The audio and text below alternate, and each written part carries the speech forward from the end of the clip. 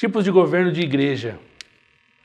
A igreja ela sempre teve uma forma de ser governada. E a Bíblia propõe um modelo. E aí existem algumas percepções que ainda estão dentro de como aplicar esse modelo, como aplicar a governança na igreja, de acordo com a Bíblia. Então existem algumas formas que elas são dialogáveis e existem formas que são problemáticas. Eu vou trazer para vocês algumas formas aqui que são as principais, tá bom? Entre todas, entre as que a gente considera ideal e as que são um pouco fora desse escopo central bíblico, tá bom? Bom, primeiro tipo de governo, governo mínimo. Confesso que eu tinha estudado pouco sobre esse governo até hoje. Tinha visto muito pouco. Tá? Igrejas são lideradas por um pequeno grupo de presbíteros que enfatizam os dons espirituais e minimizam o conceito de membresia. O governo mínimo ele é focado basicamente numa liderança que rege a igreja, como o presbitério que eles colocam, mas focam muito nos dons da igreja, mas eles relegam a membresia. Relegar a membresia é um problema muito sério. Né? A membresia da igreja, o hall de membros da igreja, é saber quem são as pessoas que fazem parte. Está muito alto? Oi, oi, oi. Agora foi? Melhor? Já que eu estava falando baixinho ainda.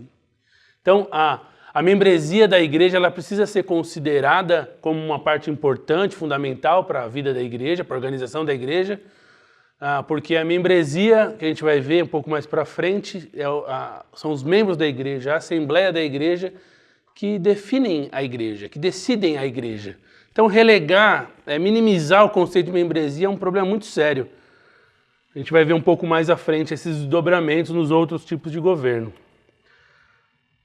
O tipo de governo mínimo, ele é propenso ao sistema federalista de governo. Esse sistema federalista a gente vai ver um pouco mais para frente também, que é onde uma liderança central, ela é praticamente absoluta ou quase absoluta, com alguma relativização do absolutismo dessa liderança. Então esse governo mínimo, com esse presbitério duro, ele vai ser propenso, inclinado ao federalismo, que é um tipo de governo bem complicado. A gente vai ver um pouco mais sobre isso também. Alguns exemplos. Os Quakers. Já ouviram falar dos Quakers? Parece nome de pato, né?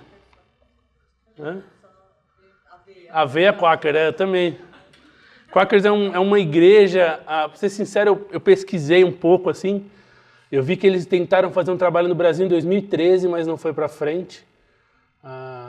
E eu estranhei porque nesse trabalho eu achei uma página do Facebook deles de 2013, eles falando que eles querem implantar a religião Quaker no Brasil. Eu falei, religião Quaker, então, creio eu, não sei se alguém tem mais informação sobre eles, mas o que eu pesquisei até então é que eles não estão no Brasil e que eles têm essa ideia de religião Quaker.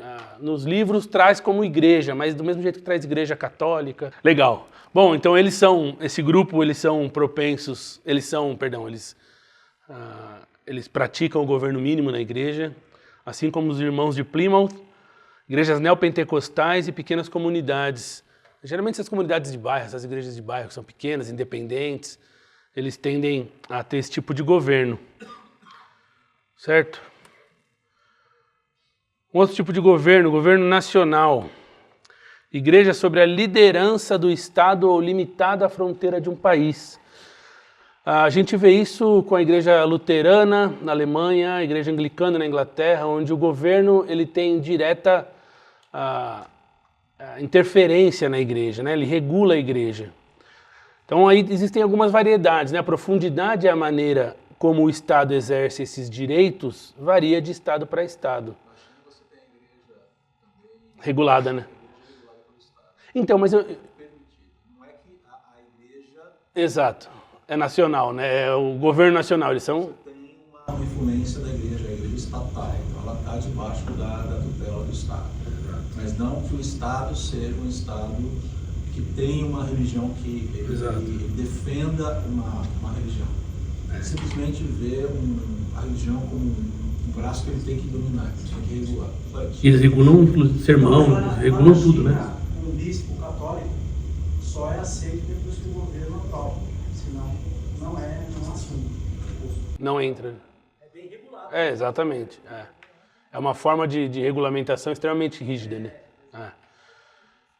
Então é que esse tipo de governo pode ou não possuir concílios, sínodos, né? O governo que vai estabelecer isso. Estar envolvido ou não no exercício ou ratificação das disciplinas, por exemplo, na China é absolutamente envolvido na ratificação das disciplinas, né?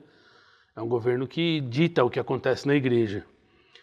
E aí tem a ver com coleta de dízimo ou não, para onde vai esse dízimo. Isso aí depende de estado para estado, como eles regulam, tá bom?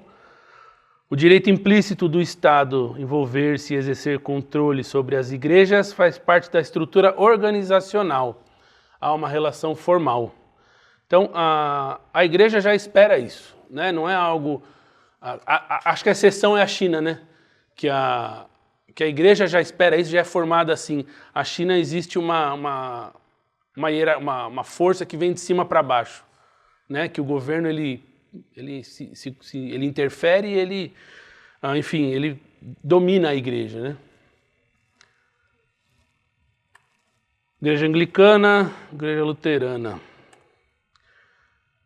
Algumas passagens bíblicas importantes em favor da separação igreja e Estado, isso é importante para a gente. Mateus 22, 21, alguém abre, por favor.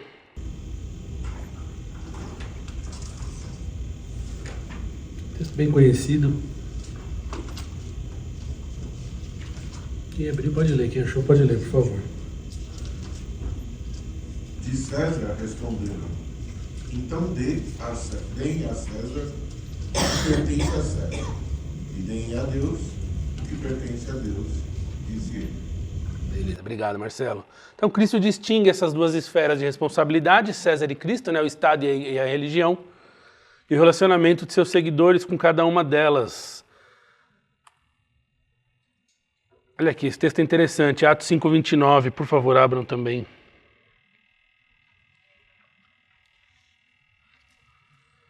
Texto muito conhecido. Pedro e os apóstolos responderam: devemos obedecer a Deus antes de qualquer autoridade humana. Exatamente. Logo, se devemos obedecer a Deus antes de qualquer autoridade humana, logo devemos desobedecer autoridades humanas que contrariam a Deus. Uma desobediência civil orientada, né? Quando contraria a Escritura. Isso a gente tem muita tranquilidade com isso, né? Não é algo... não é nada absurdo na cabeça da igreja, mas mostra que existe uma diferença, né? A gente não está falando a mesma coisa.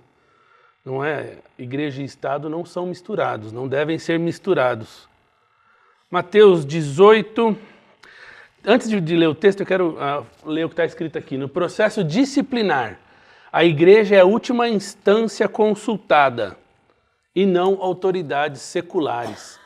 Concordam que se igreja e Estado andassem juntos, ou o Estado regulamentasse a igreja, deveria chegar ao ponto de, em um processo disciplinar, a última instância ser a justiça secular?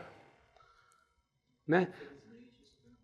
Tem acontecido, isso acontece, a gente sabe, mas a gente sabe, infelizmente, mas é um problema, exato, é um problema. A gente enxerga como um problema. Se a igreja é regulada pelo Estado, isso não deveria ser enxergado como um problema, né? É aquela ideia de levar um conceito, uma ideia aos seus últimos estágios, né? Então, a gente entende que a igreja ela é separada porque a igreja regula sobre si mesma, né? Claro que de acordo com a palavra de Deus, mas o Estado não interfere. Vamos ler Mateus 18? Mas se a pessoa que pegou não ouvir essas pessoas, então conte tudo à igreja. E se ela não ouvir a igreja, trate-a como um pagão ou como um cobrador de impostos. Muito bem, que voz linda. Muito bem, então, se o pecador ali obstinado não ouve a igreja o exclui, não é verdade? Então, última instância é a igreja. Em 1 Coríntios 5 é a mesma ideia, né? A igreja tirando do convívio, da comunhão, aquele que é obstinado. Não passa em nenhum momento pelo Estado. O Estado não tem nada a ver, não é verdade? Mais um tipo de governo hierárquico. O clero decide estando organizado em ordens ou classes, cada um subordinado ao seu superior. E aqui alguns sistemas, algumas igrejas que seguem esse tipo de governo. O sistema metodista, ele não é tão absolutista, os poderes não são tão rígidos. E aí, daí em diante, a coisa fica um pouco mais séria, né? A igreja episcopal, a hierarquia da autoridade é mais destacada. E a igreja católica apostólica romana, que a autoridade baseia-se totalmente em hierarquia, conduzida até a sua instância maior, o Papa. A gente vê isso também, esse tipo de governo também em algumas igrejas pentecostais, né? Onde a liderança é absoluta, né? E chega a até ser uma liderança única, né? Onde decisões monocráticas, essa expressão tem sido muito falada no Brasil, decisão monocrática, né? Onde um só decide sobre algo. Fala, Sandra. Tem igreja pentecostal que é passar de pai para filho mesmo. Exato. Vai numa sucessão de familiar. Exato. E isso é até visto com naturalidade por eles, né? Esses dias eu vi uma situação no ABC, lá numa igreja que tentaram fazer isso, o povo se manifestou e tal. Parece que a igreja está até sem culto. Fala. Eu tenho uma conhecida que ela não quer seguir, não quer fazer teologia, ela quer fazer outra faculdade. E o pai, o pastor, disse pra ela que a unção que tá sobre ele tá nela, e não no filho que quer ser pastor. O outro filho quer ser pastor, ele faz teologia, ele estuda, ele tem isso como uma vocação, um chamado, mas o pai disse que não é dele, é dela. Isso aí vai dar Esaú e Jacó, hein?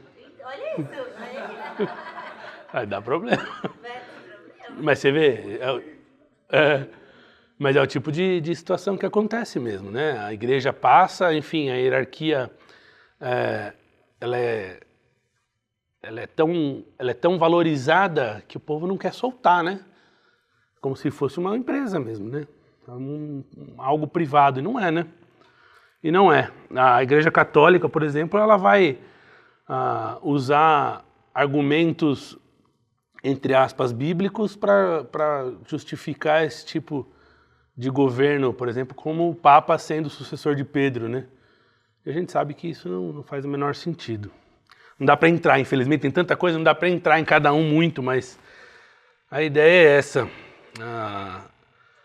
O sistema hierárquico ele é um sistema extremamente problemático, né? Onde é um só que domina, um só que governa. E isso tende a trazer grandes problemas. Sistema federativo ou conciliar entrega a sua soberania individual a uma autoridade central. Soberania individual à igreja, tá? Pensa a igreja entregando a sua soberania individual a uma autoridade central, mas retém poderes residuais de governo. Então, algumas coisas a igreja decide por ela, mas grandes decisões são pertencentes ao Supremo Concílio. E por Supremo Concílio, você já deve imaginar de quem a gente está falando também, né? Aqui, Igreja Presbiteriana, por exemplo. Igrejas locais dentro de uma denominação que abrem mão de alguns aspectos de sua autonomia em favor da estrutura. Normalmente envolve presbitérios, sínodos e assembleias gerais. A Igreja Presbiteriana tem essa forma de governo, né? Algumas decisões menores ali que pertencem à comunidade eles tomam, mas decisões maiores, doutrinárias e percepções de para onde a igreja deve ir, esse tipo de decisão maior, eles são submissos ao Supremo Concílio da Igreja Presbiteriana. Aqui eu estou falando da Igreja Presbiteriana do Brasil, tá? Não é independente. A independente por si só, ela... Oi? Tem um sistema parecido. Mas não... Tem. É bem parecido? Parecido. Tá, o Supremo Concílio tem os sínodos, tem os presbitérios. Os presbitérios lá é uma região, é uma coligação de... Regional de lideranças das igrejas daquele local. Né? Então você tem essas instâncias também, muito parecido. Tá? Que não significa muita coisa em termos de qualidade teológica. Não, é. A Igreja Presbiteriana, por exemplo, dos Estados Unidos, né, a PCI USA lá, ela está com problemas seríssimos doutrinários e ela segue essa ideia, né? Problemas seríssimos, assim. Uma igreja absolutamente liberal e com, enfim, grandes aberrações lá dentro. E o tipo de governo congregacional. A autoridade no governo congregacional pertence aos próprios membros, à membresia, né? Que eu falei, a assembleia. Lembra que eu falei do governo mínimo que relegava um pouco o conceito de membresia? Então a membresia ela é absolutamente importante para uma igreja. A gente vai ver textos daqui a pouco aqui falando sobre isso. A autonomia, cada igreja é autônoma sendo submissa somente a Cristo. As igrejas não existe um papa, né? Não existe um líder supremo, não existe um concílio que seja, um grupo. As igrejas são autônomas e elas decidem como caminham, para onde caminham. O que, em certo sentido, pode ser perigoso, né? A gente vê por aí também igrejas tomando decisões bem ruins, mas, enfim, cabe a cada igreja responder ao Senhor também, né? Essa é a última instância, a responsabilidade diante do Senhor por aquele povo. Responsabilidades não implica que a congregação inteira precisa votar cada decisão a ser tomada. Numa liderança plural, a responsabilidade é delegada. Essa liderança plural ela é votada, escolhida pela igreja, que também é essa liderança formada por membros, e esses membros também possuem um único voto, mas algumas decisões pertencem à liderança. Então, não implica que a congregação inteira precisa votar cada decisão a ser tomada, mas a congregação inteira tem conhecimento de tudo o que está acontecendo. Comunhão, ainda autônomas têm comunhão com outras igrejas. O Berkhof, Luiz Berkhof, é Luiz Berkhof, né? Luiz Berkhof, ele coloca ele é um federalista, né? Ele coloca na teologia sistemática dele que igrejas de governo congregacional não têm comunhão. Ele põe dessa forma aí que. Bom reformar. Exato. Mas ele chega a escrever que não existe comunhão entre igrejas congregacionais, né, congregacionalistas, que é uma mentira. Né, isso está errado. Né? A gente precisa lembrar que esses grandes teólogos da história aí são pessoas inteligentíssimas, mas não são inerrantes, não é verdade?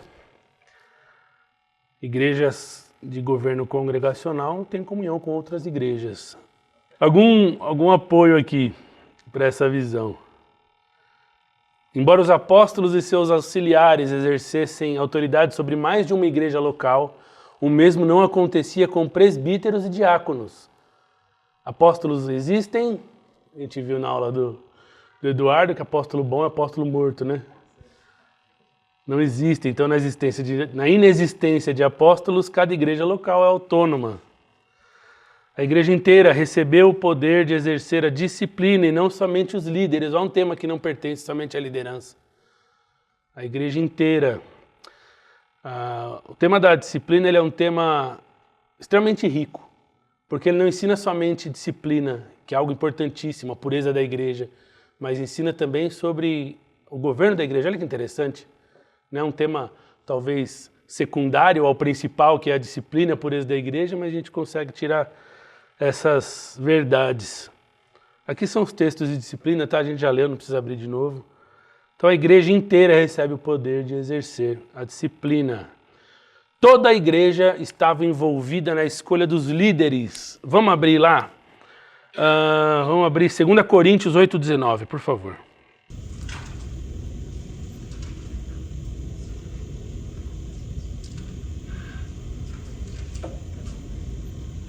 Pode ler, quem abriu aí. Não só por isso, mas ele também foi escolhido pelas igrejas para nos acompanhar quando formos ministrar esta doação, o que fazemos para honrar o próprio Senhor e mostrar nossa posição.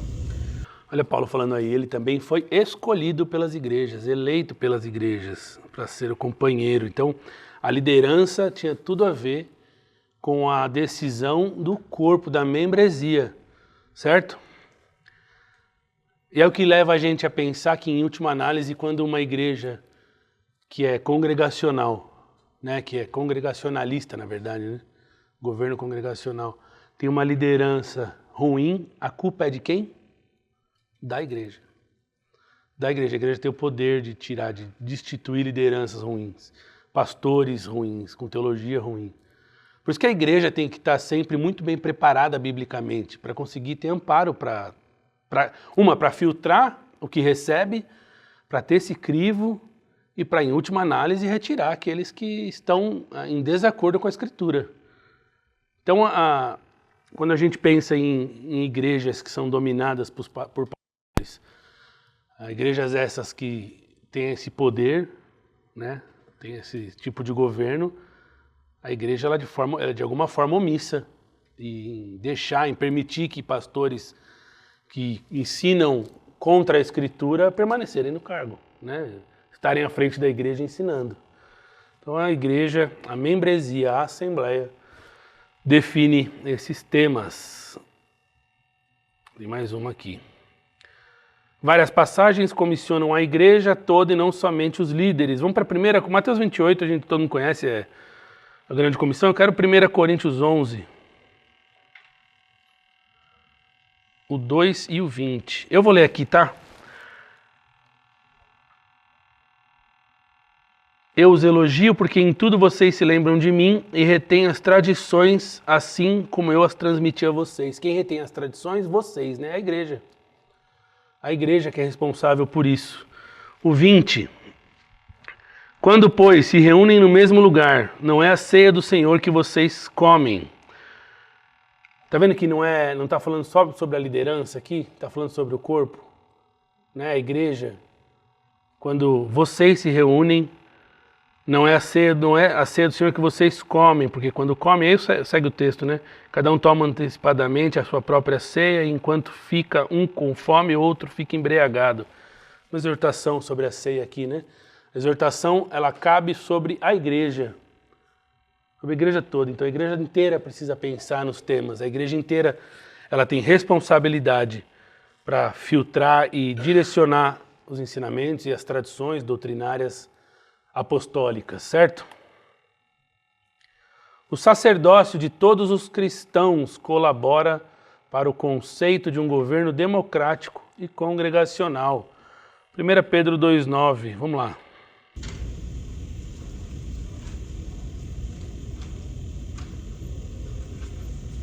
Texto conhecido também.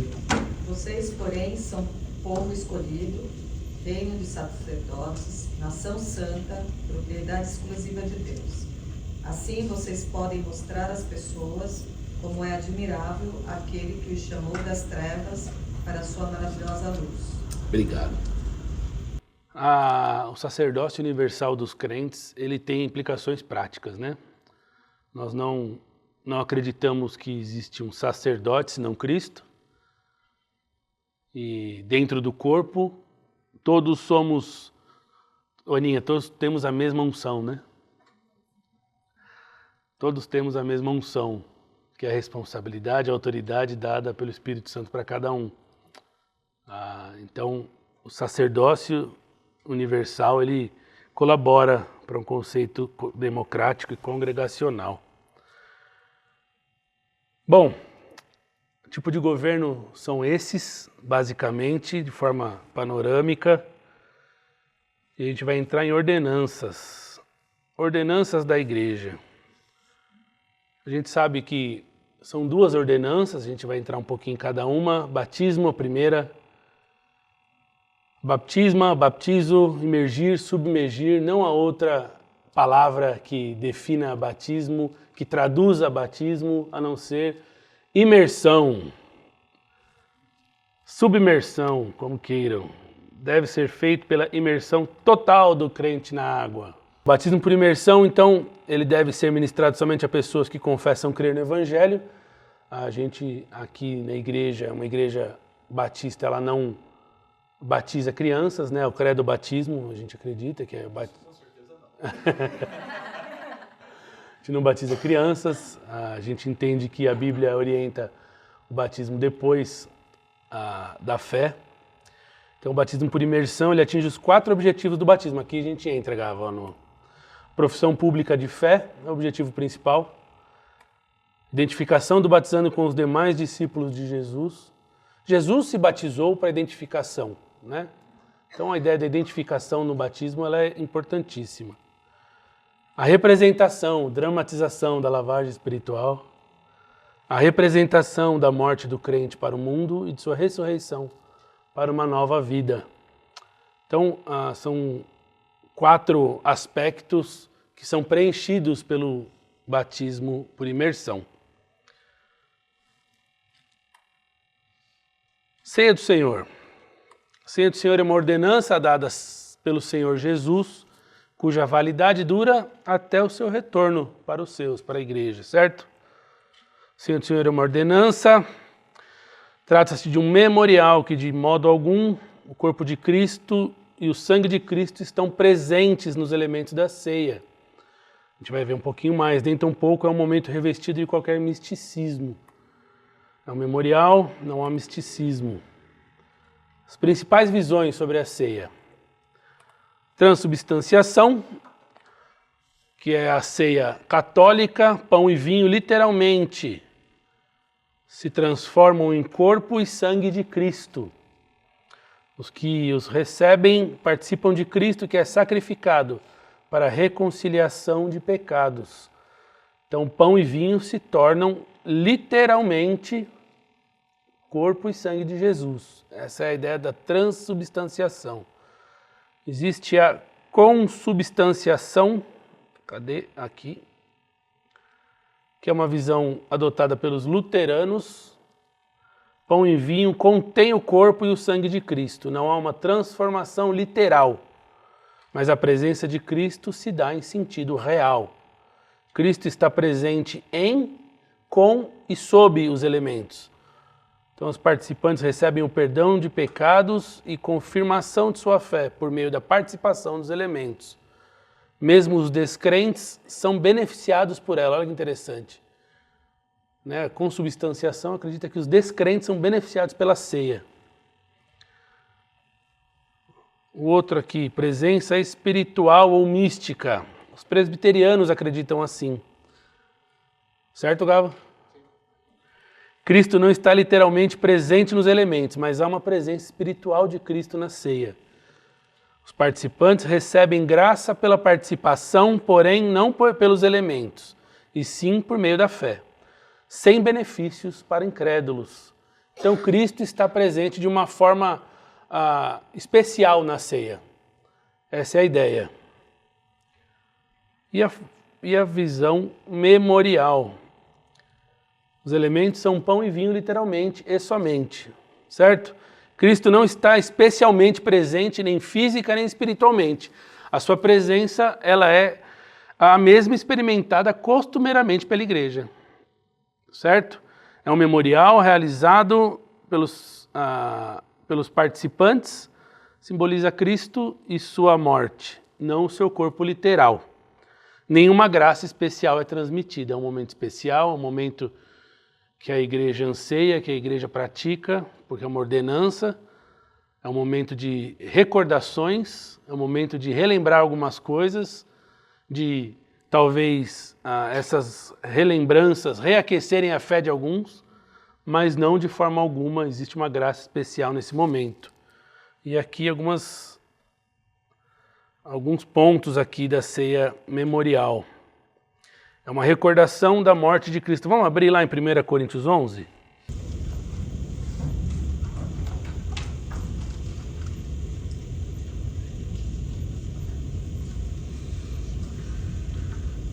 Quem abriu aí, quem achou, por favor, leia.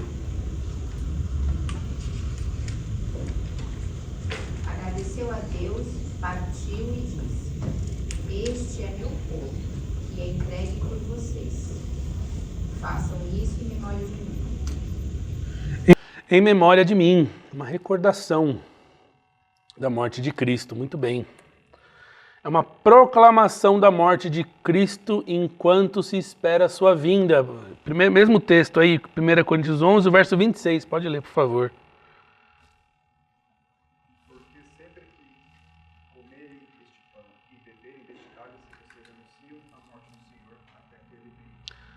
Então existe um aspecto proclamatório, né? Um aspecto evangelístico até na ceia do Senhor, onde a morte dele é proclamada.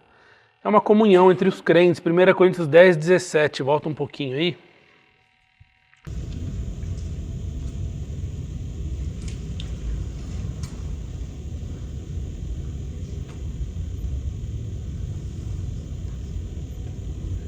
Alguém pode ler? Embora sejamos muitos, todos comemos o mesmo pão, mostrando que somos um só corpo. É uma comunhão, somos um só corpo. Aqui na minha versão, a Nova Almeida atualizada, diz que porque todos participamos do único pão. Somos unicamente um pão. Unidade, né? Unidade da igreja. Último tema, que eu acho que vai dar tempo, é a liderança de igreja, a liderança da igreja. Dependente do governo da igreja, é inegável a necessidade de líderes. O Novo Testamento ele é muito claro sobre isso. Então existem alguns pontos importantes para ser observados. Aqui, ó. A Igreja da Judéia tem liderança, a Igreja da Galácia tem liderança, Jerusalém tem liderança, tanto é que lá é o Concílio de Jerusalém, Atos 15. Haviam presbíteros e diáconos nas igrejas em Éfeso, está lá em Atos 20, e Filipenses 1:1. Vamos abrir alguns textos aí para a gente confirmar isso tudo? Abre Atos 14, 23. Paulo e Barnabé também escolheram presbíteros em cada igreja e com orações e jejuns os entregaram aos cuidados do Senhor em quem havia crido. Isso aí, ó, a eleição dos presbíteros da igreja da Galácia. Abre também Atos 20, 17, a gente já está em Atos, né? Vamos por 20, 17.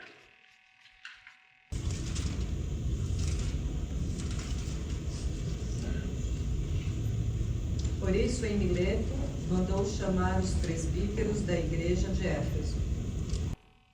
Presbíteros de novo. Filipenses 1:1.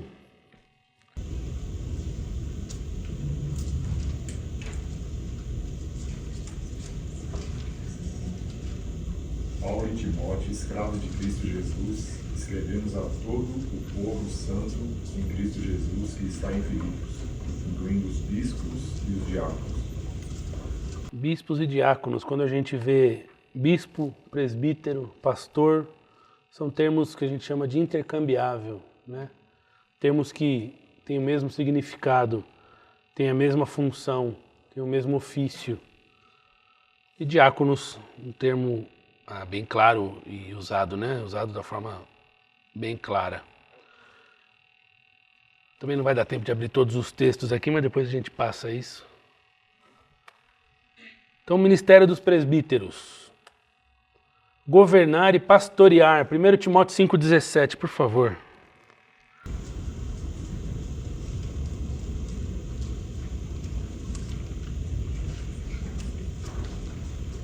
Os presbíteros que lideram bem a igreja são dignos de dupla honra, especialmente aqueles cujo o trabalho é a pregação e o ensino. Então tem aí administrar, governar, presidir bem, esforço na pregação da palavra e no ensino. Então isso tudo envolve função, né, do presbítero. Pregação, ensino da palavra, administração da igreja, né, o governar da igreja. Hebreus 13, 17 também, por favor.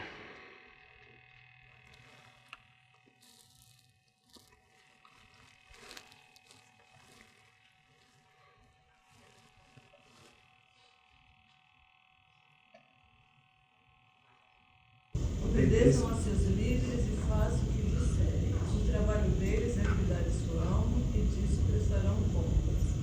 Deem-lhes motivo para trabalhar com alegria e não com tristeza, pois isso certamente não beneficiaria vocês. Legal, o fato aí é o cuidar da alma de vocês, né? Zelam pelas suas almas. Então, o presbítero, o bispo, o pastor, né? É a mesma ideia. A gente olha, fala bispo, pra gente dá uma arrepiada, né? Mas bispo na Bíblia é a mesma coisa, né? Supervisor e são a mesma ideia. Foi depois do segundo século que bispo se tornou alguém hierarquicamente diferente. Foi uma deturpação que segue por aí. Oi. Na hierarquia do bispo, nessas igrejas, onde que ele se encaixa? Tipo, qual que é a hierarquia dele? Depende da igreja. Depende da igreja. Na igreja católica, o bispo ele é alguém regional, né? Pode ser uma região maior ou menor. E aí, exatamente, eu não sei onde ele vai se encaixar dentro, eu não sei exatamente como é que é abaixo do cardeal. Depois do cardeal é o Papa. Tem algumas, digamos, outros cargos correlatos, né? Então, por exemplo, dentro da sede vacante, você tem lá o papel do carmelengo, que na verdade não é nenhum cardeal, mas ele faz toda a gestão da sucessão papal. Então ele tem, no momento, uma autoridade específica. De acordo em relação ao rito. E os cardeais se submetem não à autoridade dele, mas ao rito que ele está gerindo, uma coisa assim. Né? Então é aquela pessoa que vai lá, faz a cela, o concílio ali dentro do ele sela o conclave ali, então tem todo um protocolo. Né? Mas dentro da hierarquia, estruturalmente, você pega uma estrutura básica ali, você tem o bispo abaixo do cardeal, e eles são, não necessariamente eles estão locados dentro de uma região, eles são responsáveis por uma região de paróquias. Às vezes ele pode ter uma função mais administrativa, mais burocrática dentro da própria estrutura da igreja. Então isso é a igreja católica, tem igrejas por aí pentecostais, tem o bispo está abaixo do apóstolo, tem de tudo. E o arcebispo é o que você está falando? Eu já escutei o termo arcebispo, é o que? Se lembra.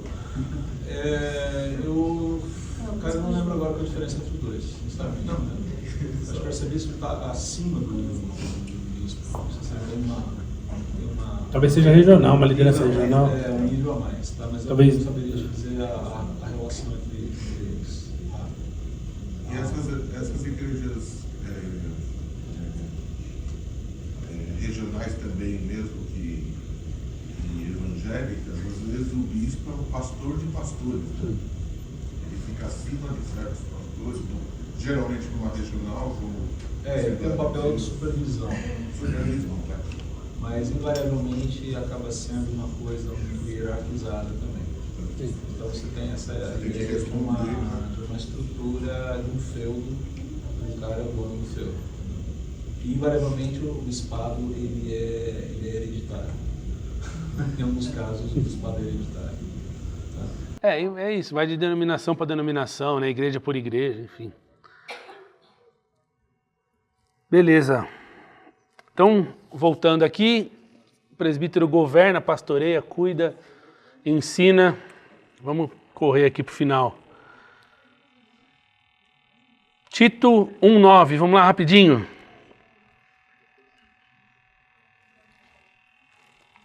Eu vou ler aqui, tá? Ser apegado à palavra fiel, que está de acordo com a doutrina, para que possa exortar pelo reto ensino e convencer os que contradizem este ensino. Então, é função do presbítero guardar a verdade, buscando ser capacitado para tanto. 1 Timóteo 3,2.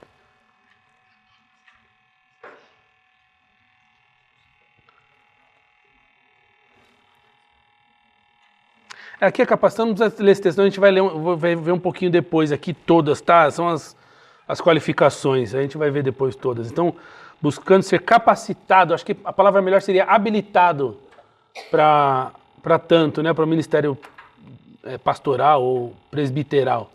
Ter um bom caráter, aí vamos entrar aqui. Ter um bom caráter, aqui são as listas, né? E aí eu separei aqui todos os pontos aqui, todas as características. Irrepreensível, marido de uma esposa, de uma só esposa, temperante, sóbrio, modesto, hospitaleiro, apto para ensinar, não dado ao vinho, não violento, amável, inimigo de contendas, não ganancioso, não irascível, governar bem o lar, não orgulhoso, não inexperiente, de bom testemunho. São as qualificações esperadas para um presbítero. Ministério dos diáconos, rapidinho aqui para a gente terminar. Diáconos são aqueles que exercem um ministério geral de serviço, né? Cuidar das necessidades físicas e logísticas da igreja. Vamos abrir rapidinho em Atos 6, que eu acho interessante o início desse trecho, para a gente resolver aqui. Eu vou ler, tá? Atos 6, no verso 2. Então os 12 convocaram a comunidade dos discípulos e disseram: não é correto que nós abandonemos a palavra de Deus para servir às mesas. Por isso, irmãos, escolham entre vocês 7 homens de boa reputação, cheios do espírito e de sabedoria, para os encarregarmos desse serviço. Quanto a nós, nos consagremos à oração e ao ministério da palavra. Então, o diaconato ele foi criado para desafogar aqueles que tinham como responsabilidade primeira o ministério da palavra, certo? Então, o diácono basicamente é aquele que recebe serviços e funções sendo delegado pelo presbitério, né? Serviços práticos de logística e necessidade física, enfim. As qualificações pessoais são semelhantes e paralelas às do presbítero. Não vamos entrar no texto que são as mesmas, basicamente, qualificações.